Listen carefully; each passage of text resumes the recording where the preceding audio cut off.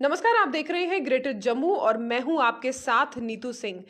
हिंदू सनातन धर्म में बहुत सारे ऐसे त्योहार हैं जिनकी मर्यादा और जिनकी आस्था अलग है।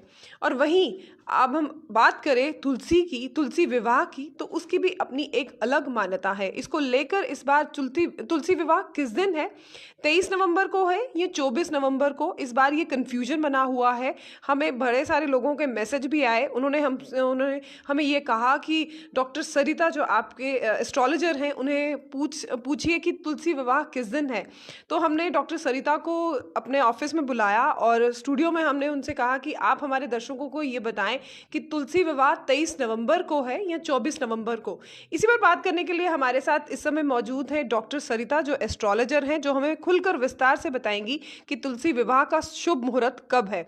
मैम, आपका ग्रेटर जम्मू में स्वागत है। सबको नमस्कार। सबसे पहले तो आपसे जानना चाहेंगे कि तुलसी विवाह कब है, 23 नवंबर को है या 24 नवंबर को? क्योंकि हमें कई सारे मैसेजेस आ चुके हैं जिसमें दर्शकों ने हमसे पूछा भी है कि विवाह को लेकर, जो तुलसी विवाह को लेकर जो कंफ्यूजन बनी हुई है, उसके बारे में हमें बताएं।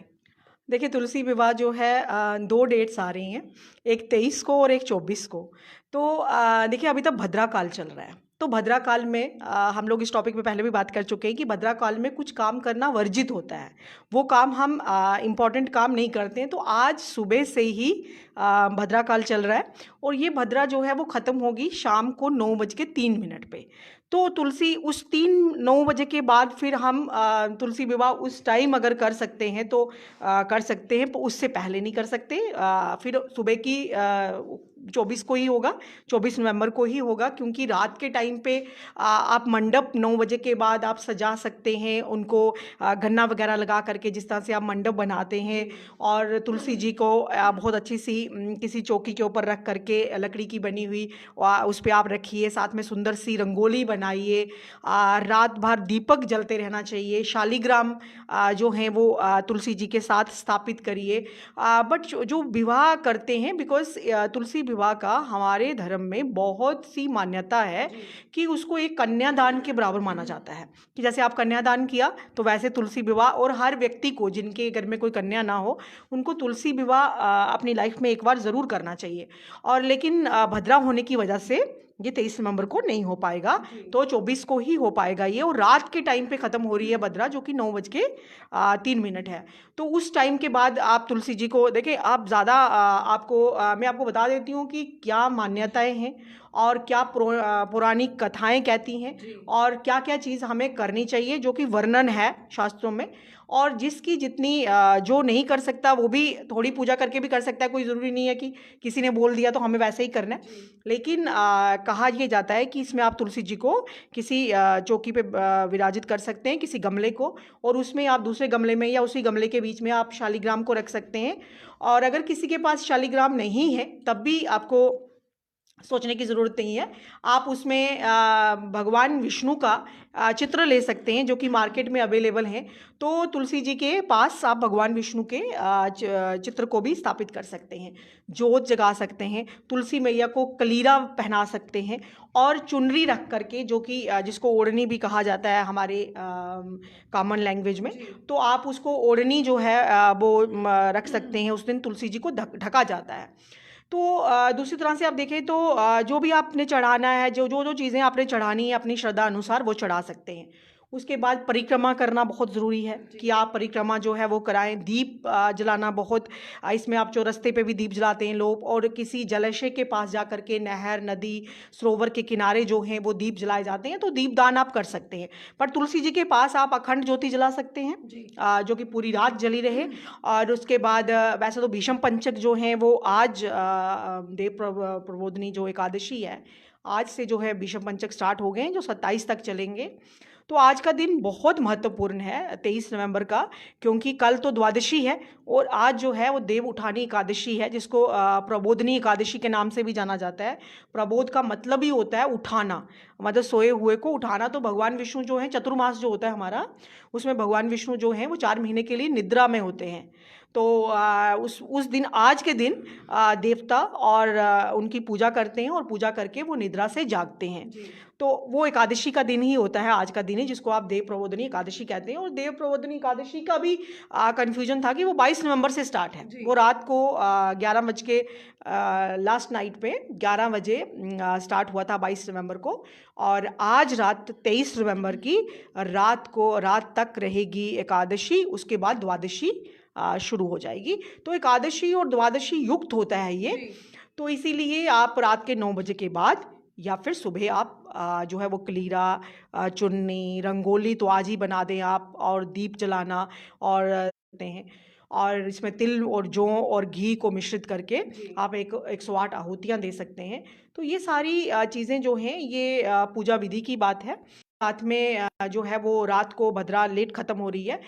पूजा जो है वो शालिग्राम पूजा तो करते ही हैं। शालिग्राम नहीं है तो मैंने बोल दिया कि आप वो चित्र जो है वो भगवान विष्णु का उनके साथ रख सकते हैं। यानी कि आज रात 9:03 के बाद ही जो है आप है तुलसी विवाह की जो पूजा है वो शुरू कर सकते हैं। जैसे कि आप सबने सुना, डॉक्टर सरिता द्वारा ये बताया गया है कि जिस तरह से तुलसी विवाह जो है 23 नवंबर को रात 9:03 के बाद जो है शुभ मुहूर्त शुरू हो रहा है, और तभी आप जो अपनी विधि है वो उससे शुरुआत कर सकते हैं।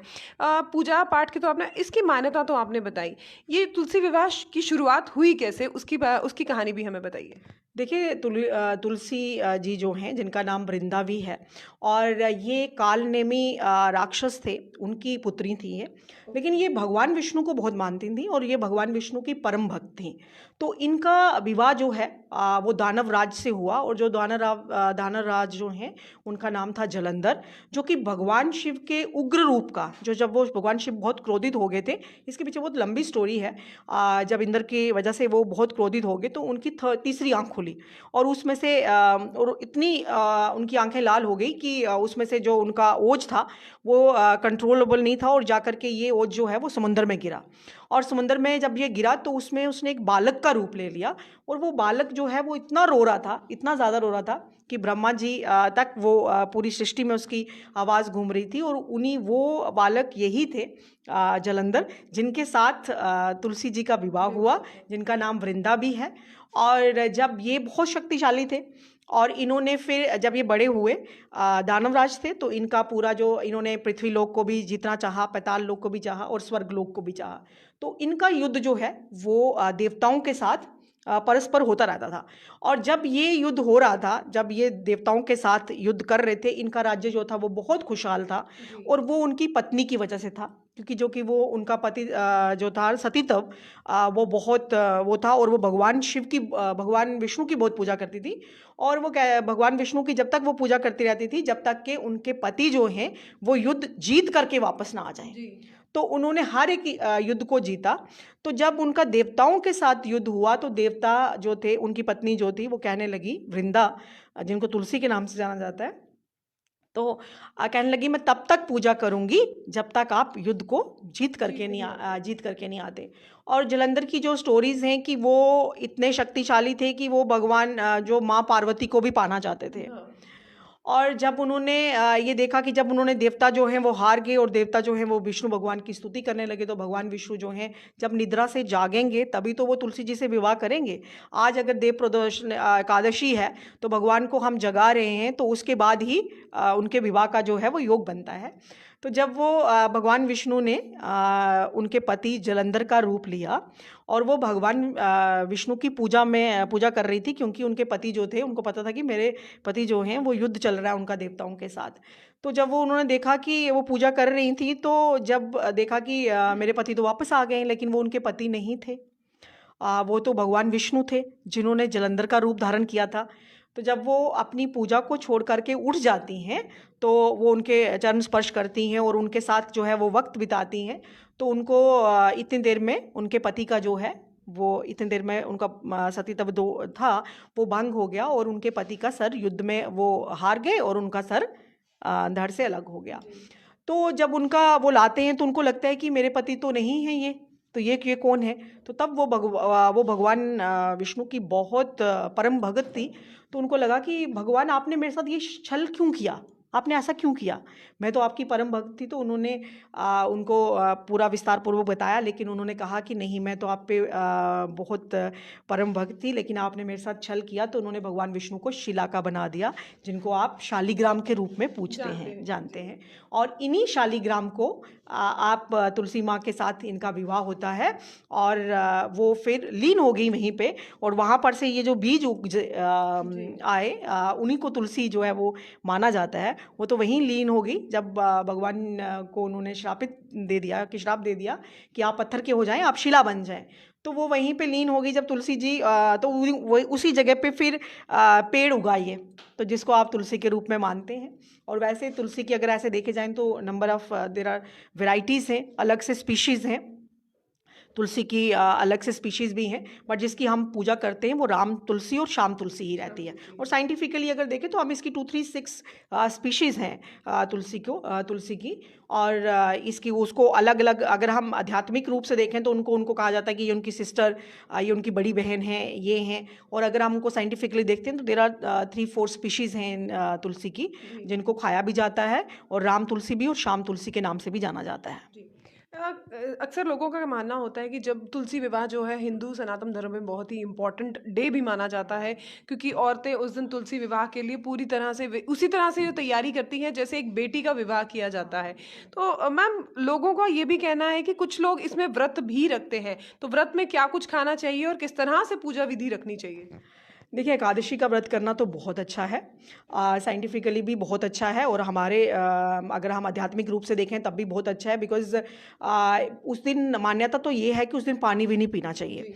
लेकिन अगर कोई बीमार है या कोई इस तरह की किसी की कंडीशंस हैं, तो वो इसमें अन्न नहीं धारण करना होता। इसका पारण का एक विधि होती है कि वो पारण का एक टाइम मेंशन किया होता है, कि जैसे आज अगर एकादशी है और कल का पारण का टाइम जो है वो सुबह 6:30 से लेकर के 8:05 तक है, कि इसी बीच में पारण किया जाता है।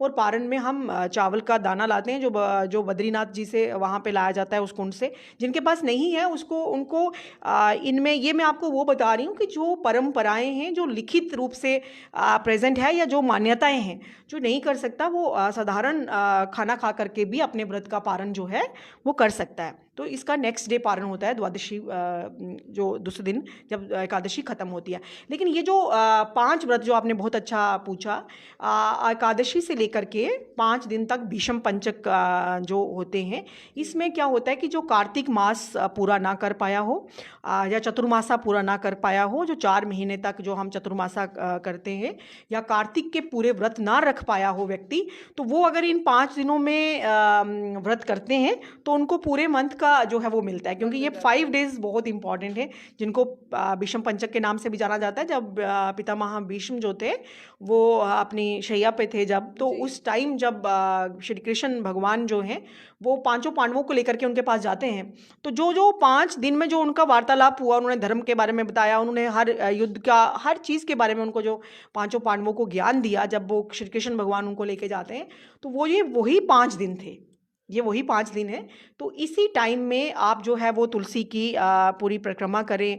अगर कोई व्रत जो है वो आप आलू और दही खा सकते हैं, अगर कोई ज़्यादा जिसको प्रॉब्लम है लिक्विड जूस ले सकते हैं, फ्रूट्स खा सकते हैं, बट अन्न इसमें जो है वो अगर वर्जित ना खाएं तो ठीक है।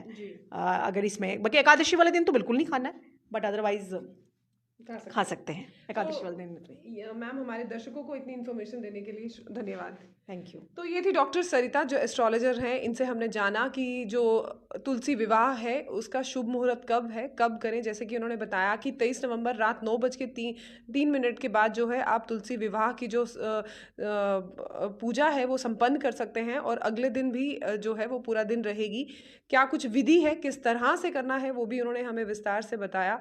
इसी तरह की अपडेट्स हम आपके समक्ष लाते रहेंगे, और हम उम्मीद करते हैं हमारा प्रोग्राम आपको पसंद आएगा। और जो भी आप अपने कमेंट के ज़रिए कुछ बताना चाहते हैं, कमेंट में बता सकते हैं। और आगे के प्रोग्राम्स को लेकर अगर आपके माइंड में कुछ है तो प्लीज़ हमारे साथ शेयर ज़रूर कीजिएगा, ताकि अगली बार जब हम डॉक्टर सरिता के साथ इंटरव्यू करें तो हमारे पास आपके कुछ पॉइंट्स हो जिनको लेकर हम उनके साथ डिस्कस कर सकते हैं। इसी तरह की अपडेट्स के लिए जुड़े रहिए ग्रेटर जम्मू के साथ। कैमरामैन अजय जाडू के साथ मैं नीतू सिंह, ग्रेटर जम्मू के लिए। धन्यवाद।